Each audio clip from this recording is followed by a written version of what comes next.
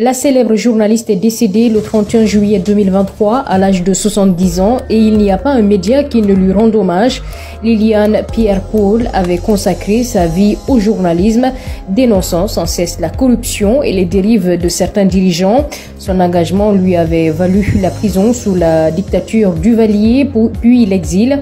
Liliane Pierre-Paul était revenue au début des années 90 pour fonder sa radio Kiskeya et n'avait jamais quitté l'antenne depuis.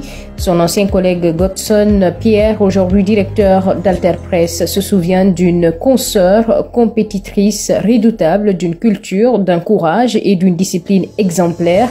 Un modèle absolu pour tous les jeunes journalistes en Haïti, de même qu'un être très sensible portant la peine des autres.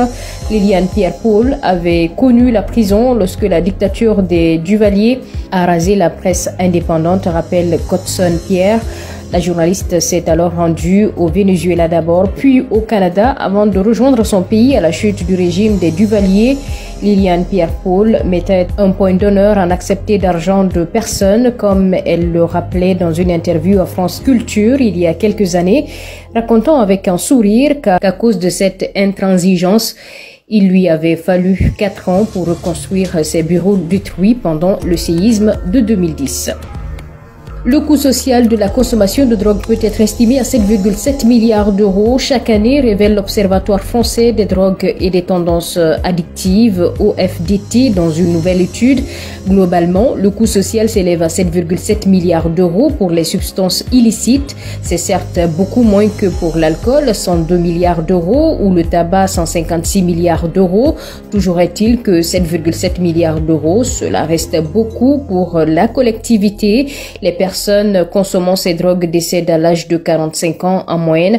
Avant cela, ils bénéficient d'un traitement pendant 15 ou 20 ans, grossissant les rangs des malades de 97 970 personnes supplémentaires.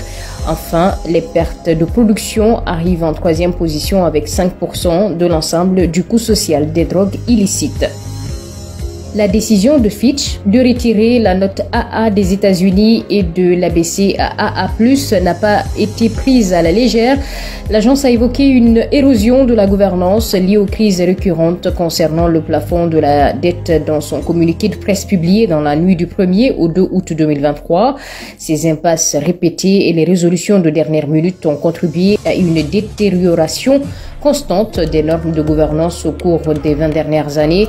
Outre les problèmes liés au plafond de la dette, Fitch a également mis en avant la détérioration budgétaire attendue au cours des 3 prochaines années. L'agence a souligné l'absence d'un cadre budgétaire à moyen terme aux États-Unis, contrairement à d'autres pays. De plus, les chocs économiques, les réductions d'impôts et les nouvelles initiatives de dépenses ont entraîné une augmentation de la dette au fil des ans. Il est à noter que ce n'est pas la première fois que les États-Unis voient leur note abaisser.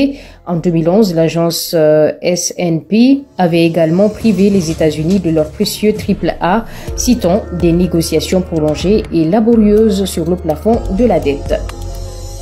Au moins 13 personnes ont été tuées lors d'une opération policière au long cours dans une région littorale près de Sao Paulo, lancée après la mort par balle d'un agent dans une favela, ont annoncé mardi les autorités.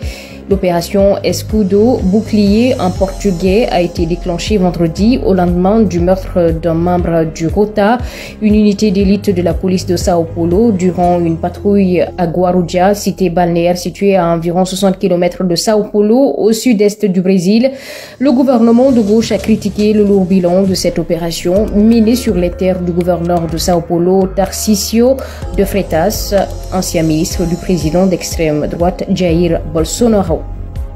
La sélection nationale féminine senior de football d'Haïti a subi ce mardi 1er août 2023 à Perth en Australie sa 3e défaite 0-2 face à son homologue du Danemark en 3 apparitions dans le groupe D de la 9e édition de la Coupe du monde de la Fédération internationale des associations de football FIFA, a observé l'agence en ligne Alter Press.